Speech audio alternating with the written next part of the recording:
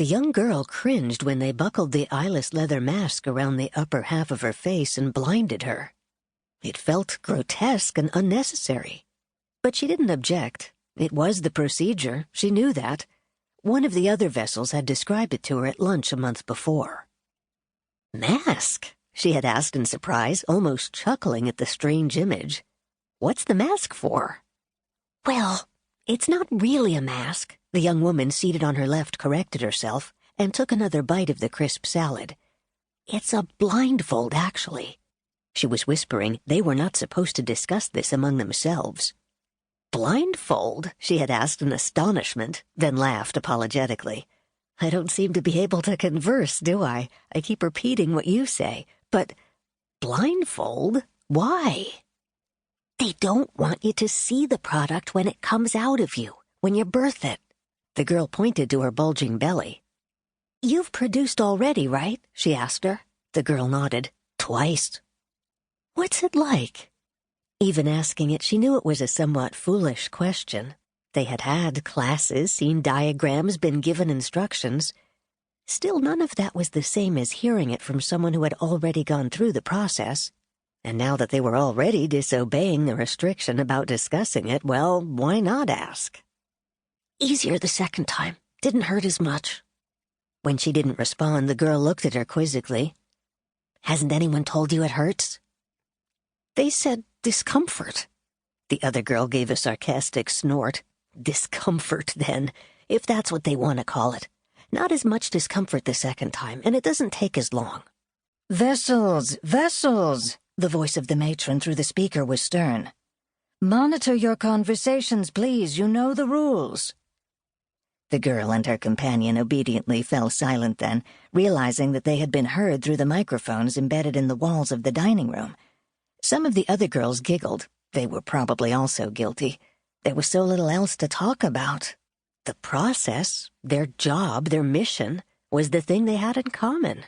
But the conversation shifted after the stern warning. She had taken another spoonful of soup. Food in the birth mother's dormitory was always plentiful and delicious.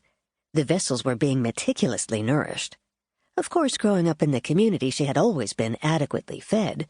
Food had been delivered to her family's dwelling each day. But when she had been selected birth mother at 12, the course of her life had changed. It had been gradual. The academic courses, math, science, law, at school became less demanding for her group. Fewer tests, less reading required. The teachers paid little attention to her. Courses in nutrition and health had been added to her curriculum, and more time was spent on exercise in the outdoor air. Special vitamins had been added to her diet. Her body had been examined, tested, and prepared for her time here. After that year had passed and part of another, she was deemed ready. She was instructed to leave her family dwelling and move to the birth mother's dormitory. Relocating from one place to another within the community was not difficult. She owned nothing. Her clothing was distributed and laundered by the central clothing supply. Her school books were requisitioned by the school and would be used for another student the following year. The bicycle she had ridden to school throughout her earlier years was taken to be refurbished and given to a different, younger child. There was a celebratory dinner her last evening in the dwelling. Her brother, older by 6 years, had already gone on to his own training in the Department of Law and Justice. They saw him only at public meetings. He had become a stranger. So the last dinner was just the three of them, she and the parental unit who had raised her. They reminisced a bit.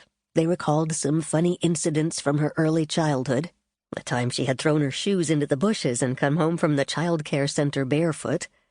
There was laughter, and she thanked them for the years of her upbringing.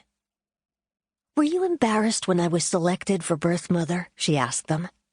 She had herself secretly hoped for something more prestigious. At her brother's selection, when she had been just 6, they had all been very proud. Law and justice was reserved for those of especially keen intelligence. But she had not been a top student. "No," her father said. "We trust the committee's judgment. They knew what you would do best."